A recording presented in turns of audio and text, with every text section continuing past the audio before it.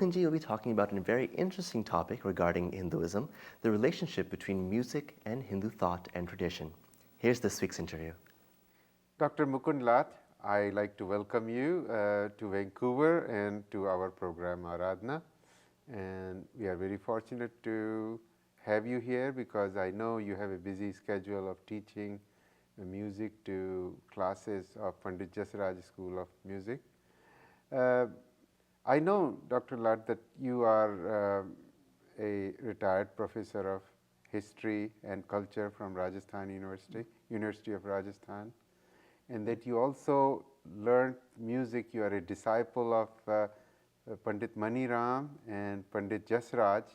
So you have got very illustrious teachers. True. Could you tell a bit more about yourself to our listeners? Well, what I'd like to, it's difficult, not easy to talk about oneself. But one thing I'd like to say is that I have been interested in studies and in music at the same time. And there was a period when I gave up my studies to do music, and later on I went back to studies.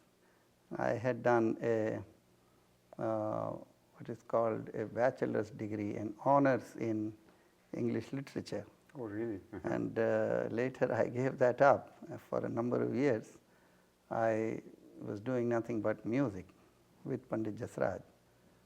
And then I went back to studies and I took Sanskrit as my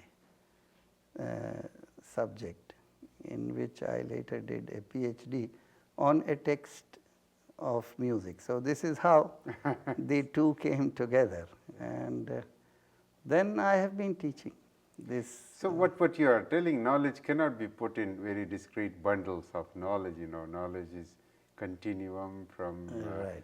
English literature to Sanskrit literature to music. And well, can I refer to you as Mukundji, which I have come to do? Yes, certainly, I'll Atalji. do That is what you should do. I think that my friends do that very often. Yes. Mukundji, I have been very curious about the sound of Om. As you know, all Sanskrit shlokas, most of them start with Om. I'm not sure which kind of shlokas have Om and why, and which shlokas don't need to use Om. In what is called secular poetry, kavya, as it is called, say Kalidas, or literature which can be called, which has been written for literature alone, for pleasure, that need not use Om to as a beginning to any verse or any poem. But with Vedic literature, which is supposed to be revealed literature, which contains mantras which are not composed by human beings. They are supposed to be eternal creations, which were only seen by the rishis or the seers. Now these, when you pronounce or sing these mantras, Om is used in the beginning to introduce them, because Om is symbolizes, one might say, through sound, that realm of truth and eternity from which these mantras have come. So could you analyze the sound of Om, and where do these sounds come from? One might analyze the sound of Om, though one can do it, for example, the usual manner in which the sound is analyzed. Om is supposed to be the primal sound, and in that sense it is unanalyzable, because the primal sound, the sound from which all other sounds have descended, cannot be analyzed in principle. But the analysis is only to make you comprehend it. And the way this is done is to say that the sound contains a, u, ma. by which what is meant is that all the sounds that we utter humanly are contained in that one primal sound, because that is the seed sound from which all other sounds emerge. Now, interestingly, in Indian thinking, or in ancient Indian thinking, Om is not only the seed sound for language, that is the sounds, syllables that we use in language. It is also the seed sound for music. Om is the ultimate tone from which all tones, all swaras with which we make music have emerged. Something similar happens in colors. There are 3 primary colors. The rest of the colors are derived from it. So it's interesting that you are saying that musical sounds as well as language sounds, they derive from it. So what could be the possible origin of Om? Who discovered it? No, look, it has to be originless in itself. But the discovery is made by someone, a seer, a rishi, who made the connection, who saw it in some kind of a vision. It is but the relation itself is eternal, just as the relation between any primal color and the derived color is eternal. Someone might discover it. A physicist might discover the connection. But it has been there. The connection itself is eternal. So can we go back to music, the very roots of origin, roots of music? And I'm thinking about Samaveda, and there is something like Sama music. What is? Could you throw some light on it?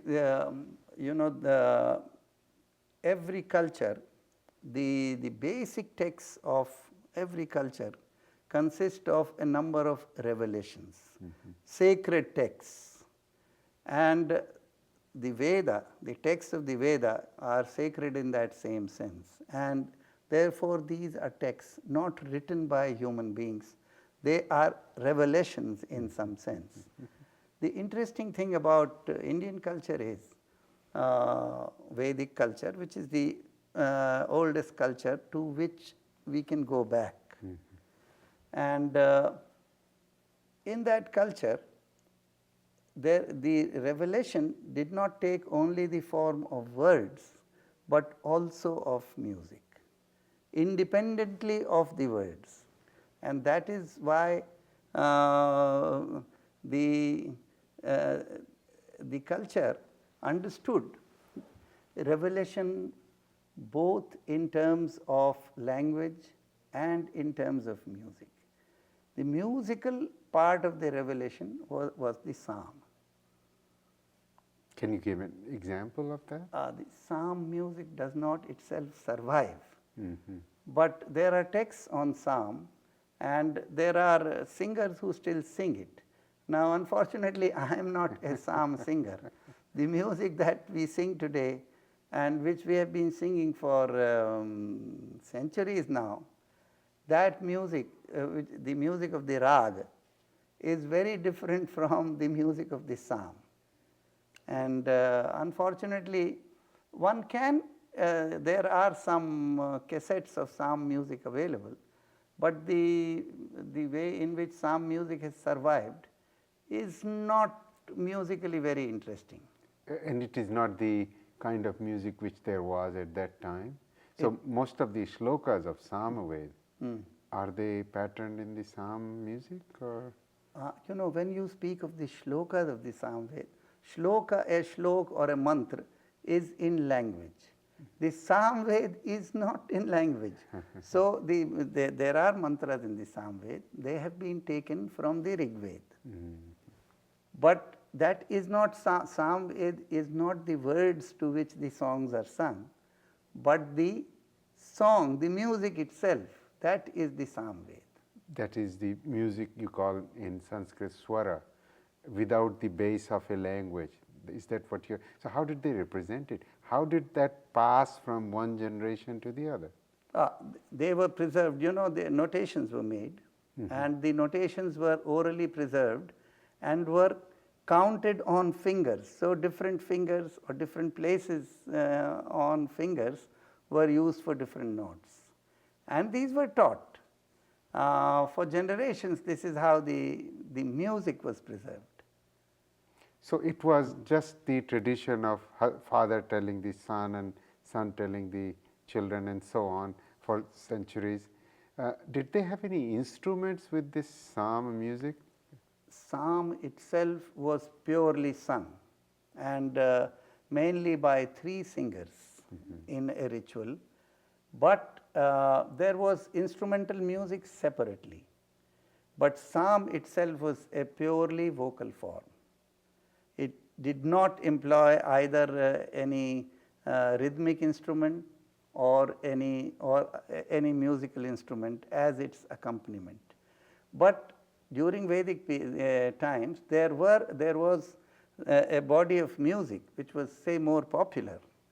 It is in fact spoken of as popular music, and that employed a number of instruments, including both drums and string instruments. The santoor, as it is played, That is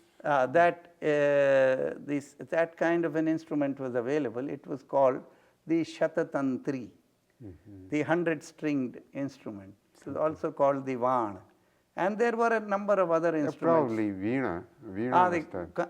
Veena is a common name for in Sanskrit for any string instrument. Oh, I see.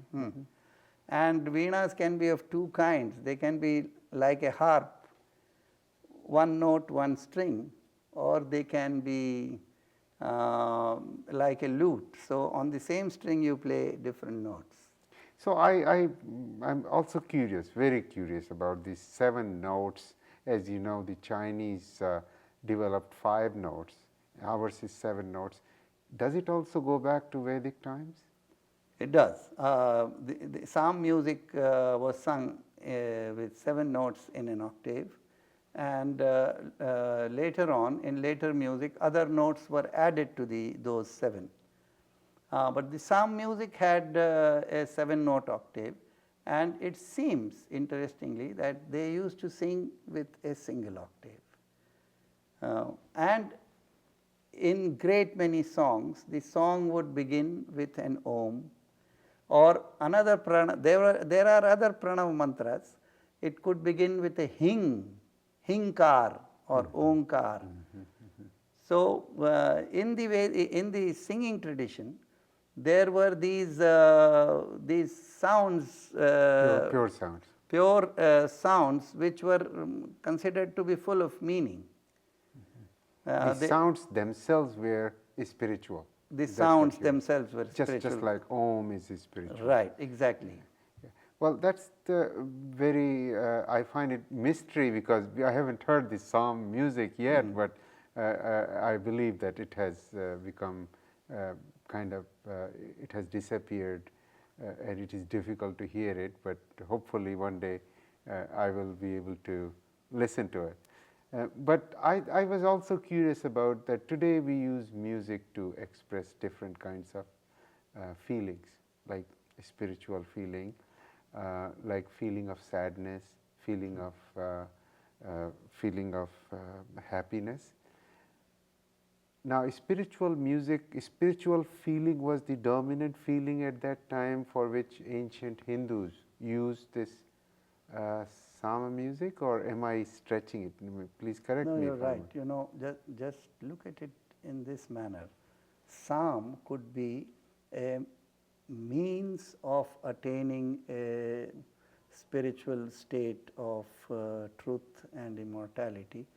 And the idea behind it was this, that if psalm has descended from an eternal space, so to say, an eternal realm, it can become a means, it can become a ladder, we can use it to be able to reach that realm through psalm.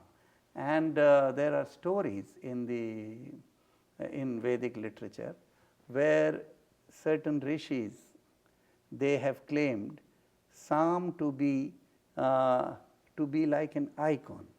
So this was an icon, like an idol, so to say, of God. Say an idol of, just as we have a plastic idol of Krishna. For many of these rishis, Sam was like an idol made of tones, of swaras. And they would then speak of various different major gods being placed in the body of Sam. So they looked at Sam as a symbolic entity which could, like an idol, become a form, a means through which one could reach the formless. Except that the idol is three-dimensional material object. But what about this icon? Was it physical in shape, or was it just? It was pure made of music. So it was a very different different framework in which we are talking yes, but about. it is physical in the sense that you can hear it. Okay, all right. So it is connected to sensory perception. Yes, it is connected to, it is a perceptible object, though not perceptible to the eye, but to the ear.